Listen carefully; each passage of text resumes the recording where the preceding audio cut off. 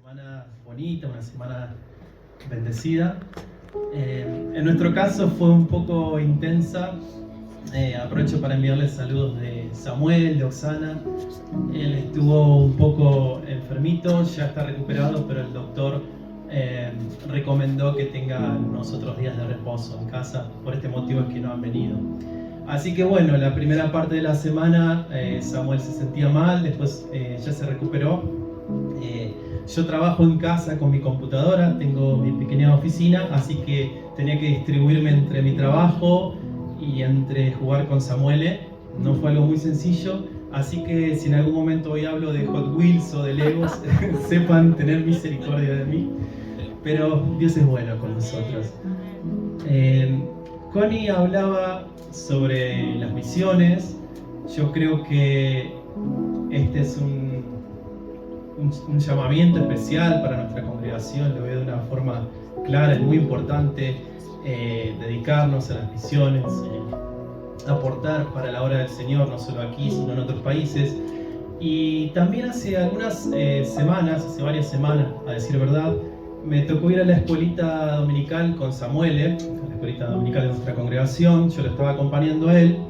Y así que tuve la oportunidad de presenciar toda la clase que él tuvo. Y me acuerdo de forma muy precisa que en ese momento ellos estaban estudiando sobre cuando Esaú vendió su primogenitura a Jacob, ¿no? Y entonces yo me quedaba asombrado porque pensé que los niños que estaban en la escuelita tenían un conocimiento básico. Pero yo puedo recordar exactamente que, por ejemplo, Miranda sabía hasta los ingredientes del guisado que había utilizado Jacob para engañar a Esaú. Yo por dentro pensaba, me hubiera gustado que sea un asado argentino, pero bueno, no fuese el caso, quizá un guisado argentino. Así que yo veía y sentía en mi corazón que también el Señor tiene algo especial para nosotros como congregación en el tema de la palabra, del aprendizaje de la palabra de Dios, y sobre todo en sumergirnos y cada vez aprender más y más de Él, y nunca darnos por vencidos, sino que persistir más cada día en el conocimiento de su palabra. Así que en este sentido yo hoy les quería compartir un poco, a razón de esto, sobre una prédica que tiene como título La sabiduría de la palabra de Dios.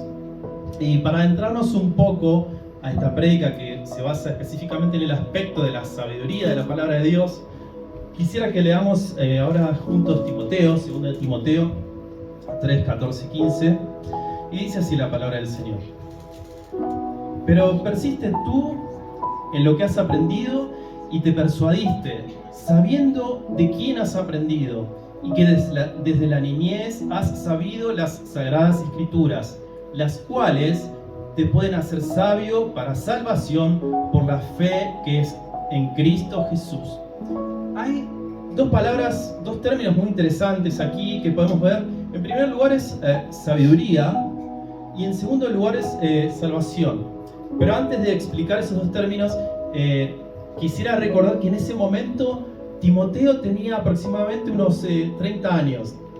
Así que todos ustedes, yo por lo que veo, lucen muy jóvenes, relucientes, así que esta palabra también es para ustedes. Para quienes somos un poquito más viejos, 31, por fe también podemos recibir lo que el Señor nos quiere hablar en este día. Así que decíamos, teníamos estos dos términos, sabiduría y salvación. Cuando hablamos de sabiduría, de alguna forma nos estamos refiriendo a la capacidad de tomar decisiones sensibles basadas en el conocimiento y en la experiencia. Es una capacidad de tomar decisiones muy importantes para nuestra vida. Eso, en términos generales, sería sabiduría. Salvación, por otro lado, es salvarse, obviamente, es evitar un peligro inminente hacia nuestras vidas, un daño que puede ser fatal y terminal para nuestras vidas. Y entonces, lo que quería decirles ahora a continuación es que también Jesús, cuando nos adentramos en las Escrituras, si vemos por ejemplo en Mateo 1:21, su mismo nombre en su raíz hebrea incluía ese componente de salvación. En Mateo 1:21, por ejemplo, leemos: y dará a luz un hijo y llamará su nombre Jesús, porque él salvará a su pueblo de sus pecados. Así es que, en primer lugar, me gustaría hablar de la palabra de Dios que nos hace sabios para evitar su ira, la ira de Dios. Cuando hablamos de ira, hablamos como algo así como el enojo de Dios, pero es algo mucho más superior, la ira santa de Dios. Y para hablar de este punto sobre cómo podemos evitar la ira de Dios, los invito a que de alguna forma juntos nos imaginemos que viajamos muchos años atrás. Más o menos estamos en el 608 a.C. y estamos en la tierra de Israel.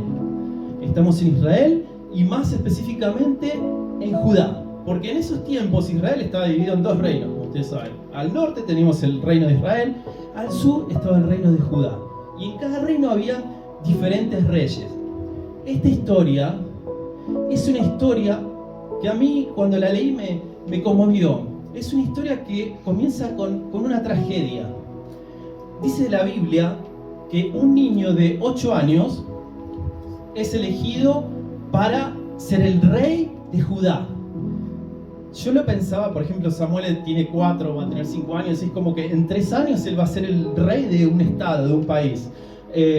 Podríamos pensar, bueno, quizá ese niño ha sido elegido como rey de Judá porque tiene una capacidad superior, es un niño prodigio o algo así, pero ese no era el caso.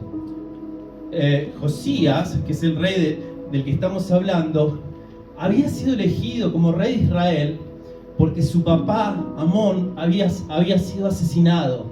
¿Y por qué su papá había sido asesinado? Cuando leemos versículos atrás, podemos descubrir que su papá había sido asesinado por sus cercanos en el cargo jerárquico, porque él había hecho lo malo ante los ojos de Dios. Y entonces ese enojo santo, por una forma de decirlo, de quienes estaban cercanos a él, lo asesinaron. Entonces imagínense este pequeño niño, Josías, empezando su reinado, teniendo a cargo todo el reino de Israel, de Judá, con tan solo 8 años. Y así es que Josías comenzó su reinado, y al principio parecía ser como que todo iba muy bien. Él trataba de esmerarse, trataba de hacer las cosas bien, y ni siquiera no tenía un ejemplo muy bueno por lo que había hecho su papá, que había levantado estatuas en adoración a dioses paganos. Era lo peor que ustedes puedan imaginarse sucedía en esos tiempos. Todo lo que Dios aborrecía era lo que ellos hacían. Y así es que Josías de alguna forma trató de esforzarse y derribó algunos altares a los dioses paganos. Y yo pensaba que de alguna forma en su corazón estaba esa pequeña posibilidad de que ese futuro de muerte, de ser asesinado que había acaecido a su padre, quizá había un pequeño porcentaje de que eso no le sucediera. Y así es que pasaron los años, todo parecía ir muy bien, pero un día específico sucedió algo muy importante. Dice que Josías envía a su secretario cercano, era un escriba, él lo envía al templo. El templo era el lugar de encuentro entre Israel y el Señor, era el lugar específico que Dios había diseñado para encontrarse con él. Y cuando este secretario, este escriba, va al templo, el sumo sacerdote, que era quien estaba a cargo de todo el ceremonial, le dice que encontraron el libro de la ley. Hemos encontrado el libro de la ley. Y entonces el escriba inmediatamente lo que hace es comenzar a leer ese libro de la ley, y cuando lee el libro de la ley se queda espantado. Y entonces lo que hace es tomar ese libro de la ley y se dirige inmediatamente al rey, a Josías, y se lo lee en su presencia. Y cuando el secretario le lee el libro de la ley a Josías, esto es lo que podemos ver ahora en la palabra de Dios, que lo vamos a leer ahora. Dice que entonces, en 2 de Reyes 22, 11, 13, y cuando el rey hubo oído las palabras del libro de la ley, rasgó sus vestidos. Luego el rey dio orden al sacerdote Hilcías, a Ahicam, hijo de Safán, a Acbor, hijo de Micaías, al escriba Safán y a Asías, siervo del rey, diciendo: Id y preguntad a Jehová por mí y por el pueblo y por todo Judá acerca de las palabras de este libro que se ha hallado, porque grande es la ira de Jehová que se ha encendido contra nosotros, por cuanto nuestros padres no escucharon las palabras de este libro para hacer conforme a todo lo que nos fue escrito. Lo primero que hizo Josías es rasgar sus vestiduras. Y debemos entender que cuando en aquellos tiempos antiguos rasgaban sus vestiduras, no era un acto menor. Ese acto de rasgar las vestiduras estaba reservado para los momentos más terribles de la vida. Era un acto que significaba como si tu corazón estuviera completamente roto. Era un acto que a veces se usaba cuando moría alguien. Y en segundo lugar, él reconoció, luego de leer ese libro de la ley, reconoció y pudo ver de forma clara la ira de Dios que estaba destinada al pueblo de Israel por no haber obedecido las palabras que estaban escritas en el libro de la ley. Y cuando hablamos del libro de la ley, en aquellos tiempos, para ellos era lo que nosotros hoy entendemos como el Pentateuco. Más específicamente, los expertos dicen que seguramente él haya leído el Deuteronomio. ¿Se recuerdan ustedes algún capítulo de Deuteronomio? ¿Alguno que sea muy reconocido? ¿Les viene a la mente alguno, si alguien quiere decir? ¿Algún capítulo de Deuteronomio, del libro? Bueno, hay uno que quizás seguramente lo saben. Es Deuteronomio 28. Deuteronomio 28 es un capítulo muy interesante y consta de, creo que aproximadamente son 68 versículos. Casi todos, cuando recordamos Deuteronomio 28, nos acordamos de la primera parte, creo que del 1 al 14, y habla de todas las bendiciones que podemos tener si escuchamos y si ponemos en práctica la palabra del Señor. Obtendrás la lluvia a su tiempo, tendrás descendencia, serás fructificado, no te alcanzarán las enfermedades, no te tocarán las plagas, tendrás victoria sobre tus enemigos. Una bendición tremenda. Pero les puedo asegurar que cuando ustedes avanzan, luego del capítulo 14, del versículo 14 en adelante, llega un momento que el corazón se te comienza a estrujar y tenés como el deseo de llorar, porque vos no querés que eso le suceda a tu familia, no querés que eso te suceda a vos. Es tremendo, tantos y tantos versículos, como 54 versículos, hablando de las maldiciones que vendrían sobre la vida de ellos si ellos no oyeran la palabra de su Dios. Y entonces, cuando Josías pudo entender esto de forma clara, yo me lo imaginaba de alguna manera. Pueden imaginarse lo que estaba pasando dentro del corazón de este hombre. Toda su vida tratando de esforzarse, de derribar altares. Y había incluso comenzado a refaccionar el templo del Señor. Pero cuando él leyó la palabra del Señor, él se dio cuenta que no era suficiente. No era suficiente toda mi vida tratando de agradar al Señor, de honrar al Dios de Israel. Pero ahora yo veo lo que está escrito acá y no hay forma de cumplirlo, porque puedo ver de forma exacta que la ira de Dios es grande sobre Israel. Y eso es lo que muchas veces sucede en nuestras vidas, que quizá no sabemos de qué forma obrar, pero cuando leemos la palabra de Dios, entendemos de forma bien clara que lo único que merecemos es la ira de Dios. Así que, en primer lugar, como decíamos, este punto es muy importante de entender, que la palabra de Dios nos hace sabios para evitar su ira. Y un poquito más adelante vamos a compartir juntos lo que sucedió, las decisiones que tomó Josías. Pero ahora, en segundo lugar, les quería hablar de que la palabra de Dios nos hace sabios para arrepentirnos. Y para ello quisiera leerles, muy bien, Romanos 2:4, que dice así: o menosprecias las riquezas de su benignidad, paciencia y longanimidad, ignorando que su benignidad te guía al arrepentimiento. Tenemos dos términos muy interesantes: benignidad y arrepentimiento.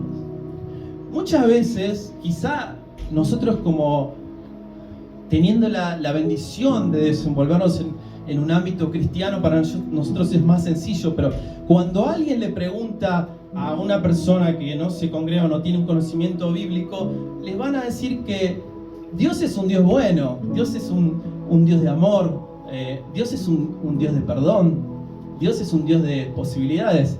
Y si bien eso es cierto, eso es solo una de las facetas de los aspectos de Dios, pero eso no va en demérito que al mismo tiempo Dios es un Dios santo, Dios es un Dios justo. Y cuando leemos este versículo que habla sobre la benignidad de Dios, no dice como Dios es bueno y te perdona a pesar de que hagas cualquier cosa. Dios es bueno, pero la intención de su bondad es guiarnos a arrepentimiento. Y cuando leemos el libro de Romanos, en Romanos 1, la característica principal es que habla de la ira de Dios, ya de entrada, porque la ira de Dios se revela sobre los hombres. Y después, en el capítulo 2, vemos de forma clara que está hablando del justo juicio de Dios sobre el hombre.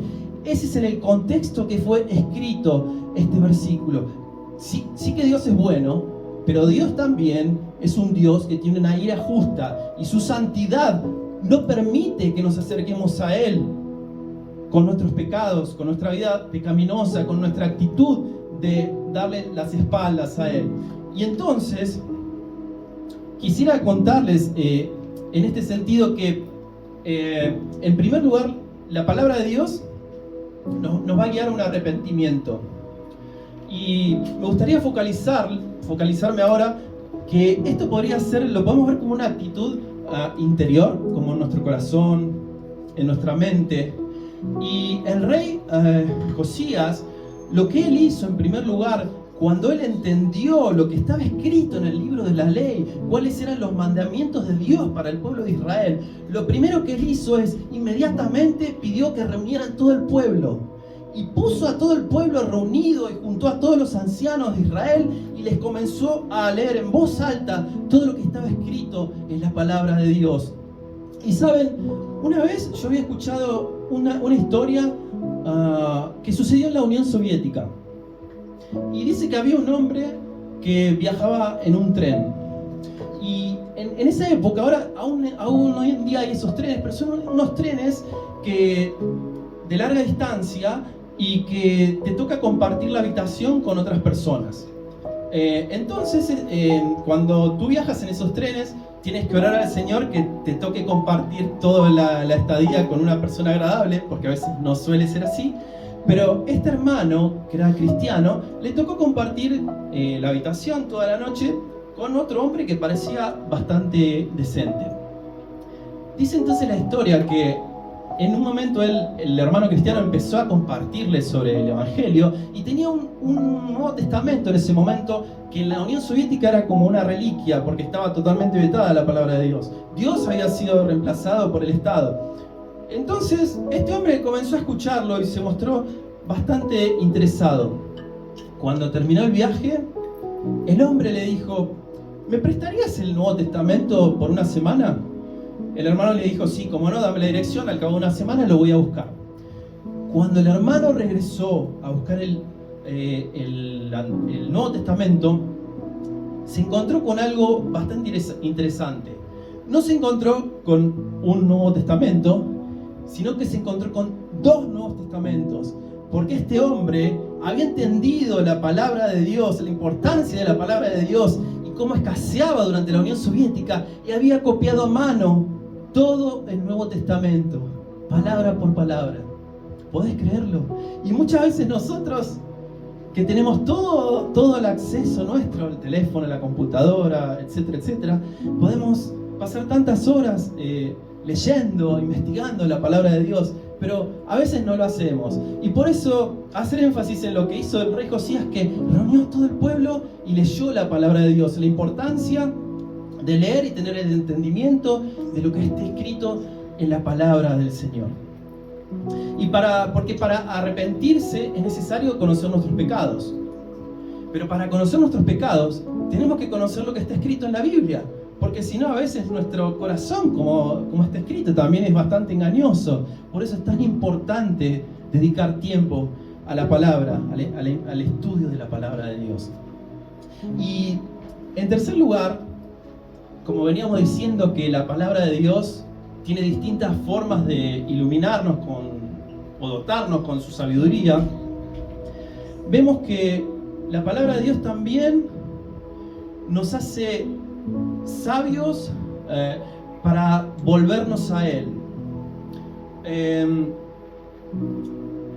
Y eso, en contraposición de lo que veíamos antes, nos tenemos que focalizar un poco más en lo que es una acción, porque en primer lugar hay un arrepentimiento de corazón. Es cuando yo entiendo que Dios es santo y con mis actitudes, con mi forma de ser, con lo que yo hice, yo herí la santidad de Dios.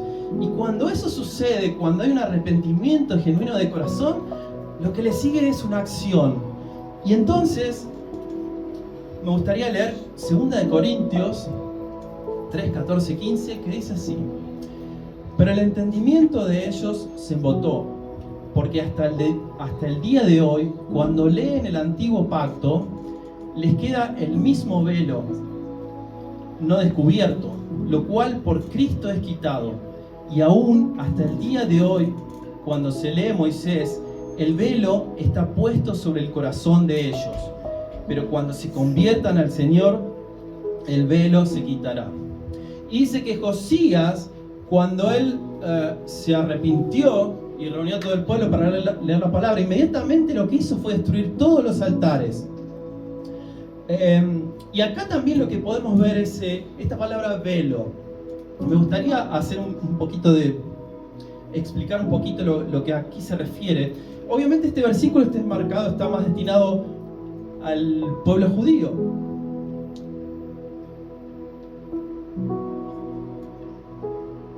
Pero asimismo lo podemos aplicar para nuestras vidas. Porque yo una vez había escuchado a un filósofo que él decía que, aunque él le hablaba a las personas incrédulas y les decía: escuchen, aunque ustedes no sean cristianos o no crean en la Biblia, es como que la Biblia, aunque ustedes no lo crean, afecta a sus vidas, porque los valores de la Biblia trasvasan cualquier cosa. Y sí, en cierta manera él tenía razón. Hay como ciertos valores éticos que llegan, que afectan la vida de las personas, que son positivos, pueden venir de las enseñanzas bíblicas, pero eso es diferente a cuando uno lee la Biblia y esa lectura de la Biblia se traduce en un cambio de vida. Es algo totalmente diferente. Y para que esto suceda, la palabra de Dios nos dice que tiene que haber una conversión, es una acción. Y para que eso suceda, hay un velo que tiene que ser quitado. En el caso del pueblo judío, ellos lo podían ver de una forma bastante clara. Y para entender esto, tenemos que ir de nuevo al Antiguo Testamento, a tiempos antiguos. Y si imaginamos por un momento, quizá alguna vez han visto cómo era el diseño del tabernáculo, que era el lugar donde se encontraba el pueblo de Israel con su Dios. En la parte propiamente dicha interna, lo que era el tabernáculo en cuestión, como una especie de carpa grande, esa sección estaba dividida en dos partes. El salón principal, cuando ingresabas a través de la puerta, hacia la izquierda tenías el candelabro, que en judío le dice la menorá. A la derecha tenías la mesa de los panes, y en el centro tenías el altar del incienso. En ese altar del incienso se preparaban aromas especiales, solamente guardados para agradar a Dios y para tener la posibilidad de entrar en su presencia. Entonces, ese recinto se llamaba el lugar santo. El lugar santo. Luego de eso, había un velo, que ahora vamos a explicar un poquito más. Y ese velo separaba lo que era el lugar santo del lugar santísimo. En el lugar santísimo podíamos encontrar el arca de la alianza, el arca del pacto. Esa arca del pacto, esa arca, significaba concretamente la misma presencia de Dios. E incluso en otras historias podemos ver que ciertos hombres, por ejemplo, los hijos de Aarón, quisieron aproximarse al arca y murieron porque no lo hicieron de una forma adecuada, de acuerdo a lo que Dios había prescrito. Y entonces el lugar santísimo representaba la misma presencia de Dios. Pero había un problema. No todos podían ingresar al lugar santísimo. No todos tenían la posibilidad que nosotros tenemos hoy en día de acceder de una forma confiada, en total libertad, a la presencia del Dios Altísimo. Y lo que impedía eso era el velo. Había un velo que era de color púrpura, azul y carmesí, si no me equivoco, y era un velo que era bastante grueso, tenía un grosor bastante específico. No recuerdo los centímetros, pero tenía muchos centímetros. Entonces, acá la palabra nos está hablando de que si ese velo no es quitado, no podemos entender de una forma adecuada lo que está escrito en la palabra. Y hay un dato más que quizás grafica la intensidad de lo que sucedía en aquellos tiempos. Era que un solo hombre, una sola vez al año, podía ingresar al lugar santísimo. Era el comúnmente llamado sumo sacerdote, era como la autoridad más alta del tabernáculo. Pero como decíamos, podía hacerlo solo una vez por año. Y cuando lo hacía, tenía que tener mucho cuidado, y había todo un ceremonial que está bien explicado en Deuteronomio. Tenía que hacer expiaciones por su familia, luego por expiaciones por el pueblo de Israel, y una serie de pasos exhaustivos, teniendo la esperanza de que podría acceder a la presencia de Dios, al lugar santísimo, y no ser muerto en el acto. E incluso para asegurarse de eso, llevaba como unas campanitas que cuando caminaban esas campanitas hacían como un ruido, y entonces desde afuera, incluso iba atado con una cuerda, y si ellos ya sabían, los levitas, que si sucedía algo malo, no sentían ese ruido, ya tenían una forma de entender que si el sacerdote moría en el lugar santísimo, lo tenían que arrastrar, y ni siquiera tenían la posibilidad de hablar, de la posibilidad de ingresar al lugar santísimo. Entonces ese velo que vemos aquí en Corintios separaba el lugar santo del lugar santísimo. Y también me gustaría decirles que una vez, cuando habíamos ido a Israel con Oksana, estábamos con unos amigos judíos, y a mí generalmente no me gusta hablar mucho de la Biblia con ellos, por una serie de motivos. Porque en primer lugar, son judíos y hablan hebreo. Y en segundo lugar, como cuando nosotros, seguramente muchos de ustedes en la escuela han estudiado Simón Bolívar, San Martín o todos nuestros próceres, ellos imagínense que estudian David, Samuel. Por más que no sean judíos religiosos, se saben muchas cosas de la Biblia mucho más que nosotros, y pueden acceder con el idioma hebreo a leer todo lo que quieren. Y resulta que estábamos en esa conversación con ellos. Yo estaba con Oksana, y para los que conocen a Oksana, ustedes podrán saber que ella es bastante directa, es como que va sin rodeos. Y entonces a ella se le ocurrió la idea de comenzar a hablar de la Biblia con estos amigos judíos. Y estábamos sentados allí con ellos, y yo verdaderamente sentía como tenía la idea de como patear a Oksana por abajo de la mesa. No, pará, no hables con judíos de la Biblia, porque ellos ya lo saben todo. Pero su insistencia hizo que ella siguiera. Y entonces ella les comenzó a hablar de Génesis, por ejemplo. Les dijo: pero ustedes sabían que en Génesis 1:26 hay una palabra que Dios, cuando dice que de la creación del hombre, se refiere en plural, es creemos. Y los judíos la quedaron mirando y no la podían contradecir porque sabían que era verdad lo que ella estaba diciendo. Y luego ella prosiguió y les empezó a contar otras cosas. Un nombre en el Antiguo Testamento que se le da a Dios, que es Elohim, por ejemplo, que es también en plural.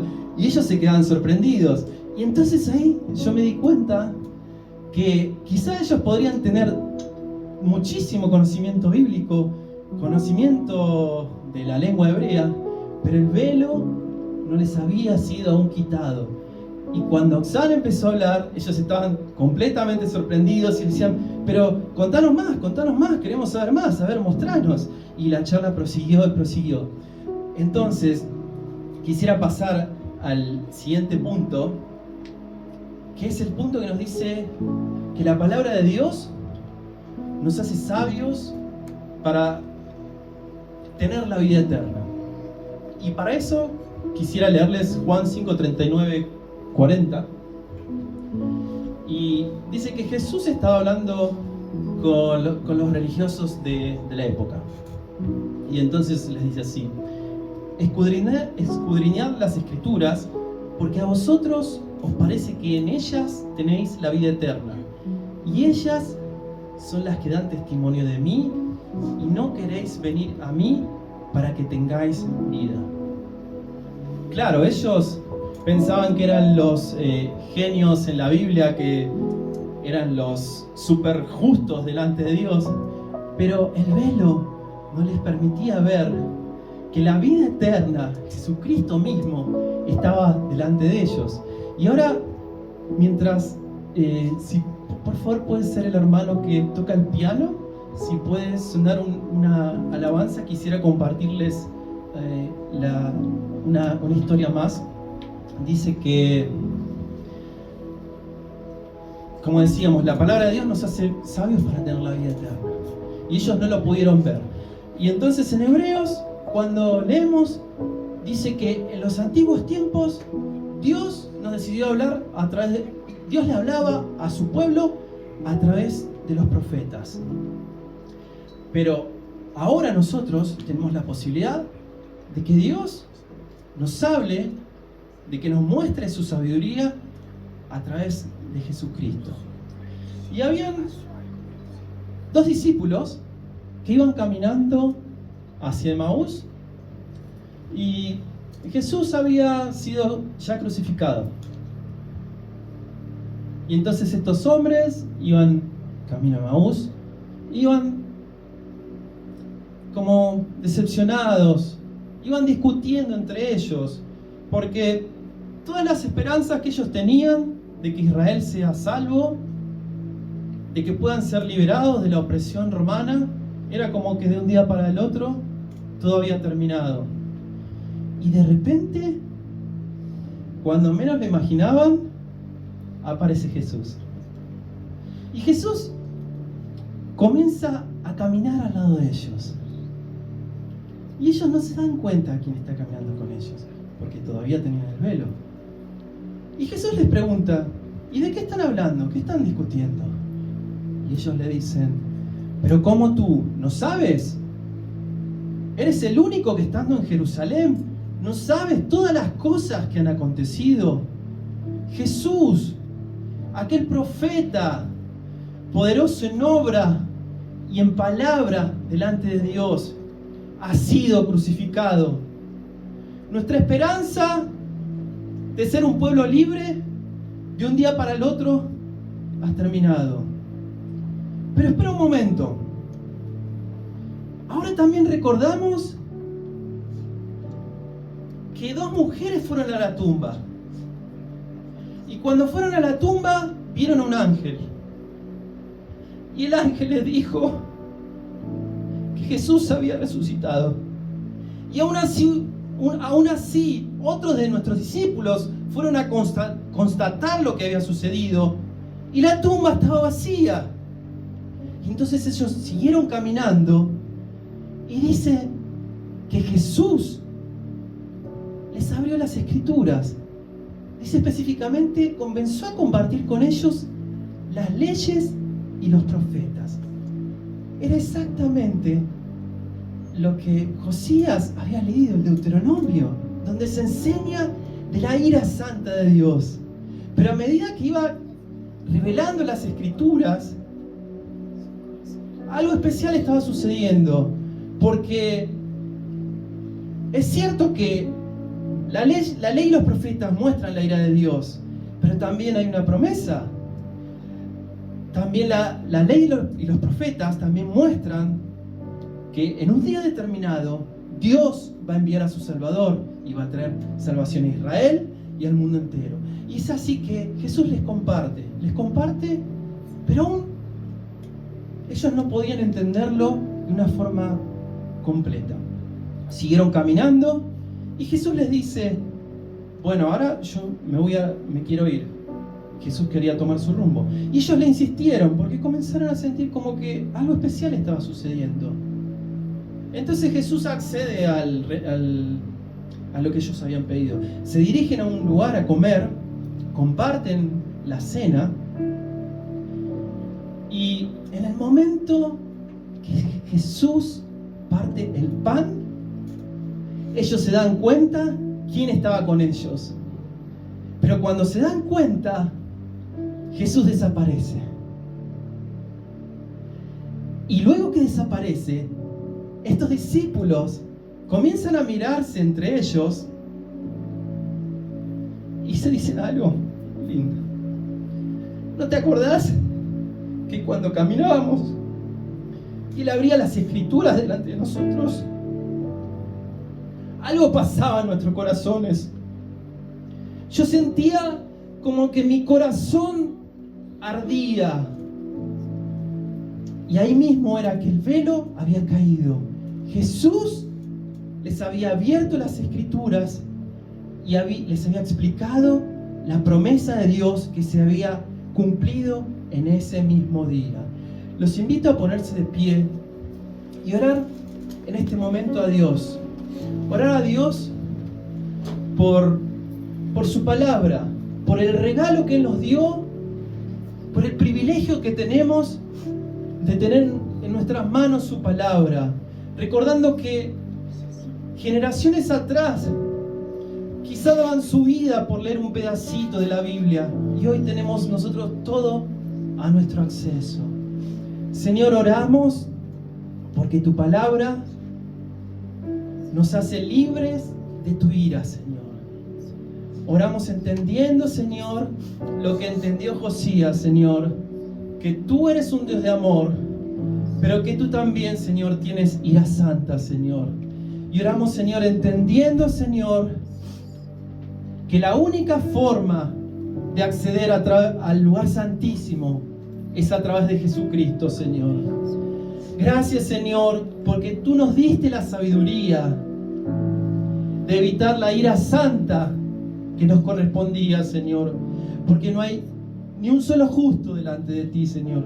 Todos hemos pecado, pero Jesucristo nos justifica delante de tu presencia, Señor. Señor, oramos porque tu palabra, Señor, nos da sabiduría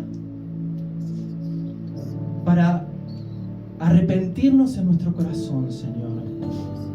Nos da sabiduría, Señor, para que se produzca ese cambio interno, Señor. Y ahora, Señor, te pedimos que nos hables. Espíritu Santo, háblanos. Si hay algo que tenemos que cambiar en nuestro corazón, si hay pensamientos que no te están honrando, Señor, si hay pensamientos que nos alejan de ti, si hay cosas que a ti no te agradan, te pedimos que nos muestres y nos arrepentimos, Señor. Queremos volvernos a ti, Señor. Queremos ser sabios, Señor, para evitar tu ira santa, Señor. Y la palabra de Dios también nos da sabiduría para convertirnos. Señor, gracias porque en algún momento tuvimos la posibilidad de convertirnos, de volvernos a ti. Si hay alguien en este día que aún no entregó su vida a Jesús, este es el tiempo para hacerlo. Sentiste en libertad a pasar adelante, o quizás si no querés hacerlo, al final de la reunión sentiste en libertad de hablar con el pastor José, con Noelia. Pero Señor, nos convertimos a tu presencia, Señor. Señor, hacemos un cambio, Señor, completo de 180 grados, Señor.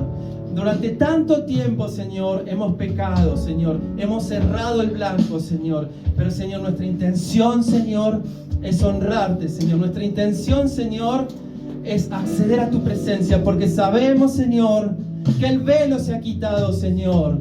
Cuando Jesús murió y resucitó, ese velo fue quitado. Y hoy tenemos acceso libre a tu presencia, Señor. Señor, nos gozamos en tu presencia.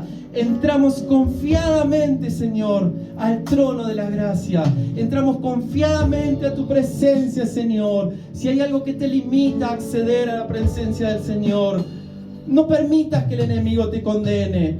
No permitas que el enemigo te condene. Arrepentite ahora y accede a los pies de Jesucristo. Encontrá oportuno socorro para tu vida. Todos lo necesitamos. Necesitamos postrarnos ante los pies de Jesús. Necesitamos abrazar la presencia de Dios. Hoy tenemos entrada al lugar santísimo, sin límites. El velo se ha quitado. No hay nada que nos impida ingresar a su presencia. Gózate en la presencia del Señor. Expresa con tus palabras todo eso que sentís por el Señor.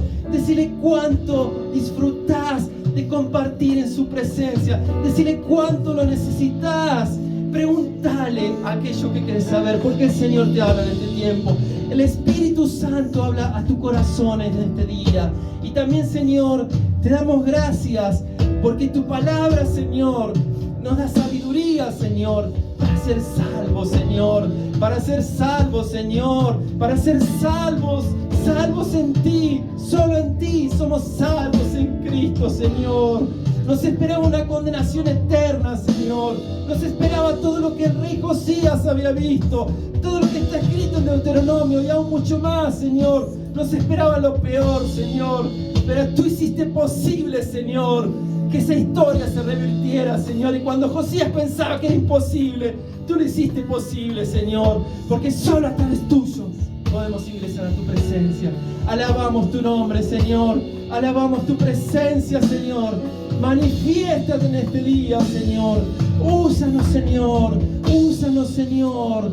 Muéstranos por qué estamos en Polonia en este tiempo. No es por casualidad. No es por casualidad. Dios tiene un propósito.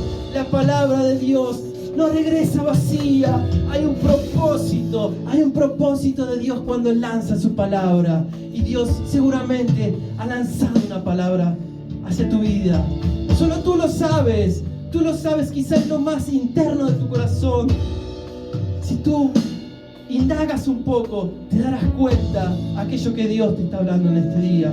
Alabamos la presencia del Señor. Expresate al Señor. Hablale en lenguas en este día. Honrar su presencia. Pedile todo lo que necesitas. Pedile más sabiduría. La palabra de Dios también dice que si alguno necesita sabiduría, podemos pedirla a nuestro Dios y Él nos la concederá en abundancia. Pero tenemos que pedirlo. Más sabiduría, Señor. Más sabiduría para nuestras vidas, Señor. Te alabamos, Señor. Exaltamos tu nombre, Señor. Solo a ti sea la gloria, Señor. Gracias por tu palabra. Gracias por tu salvación. Honramos tu presencia, Señor, en el día.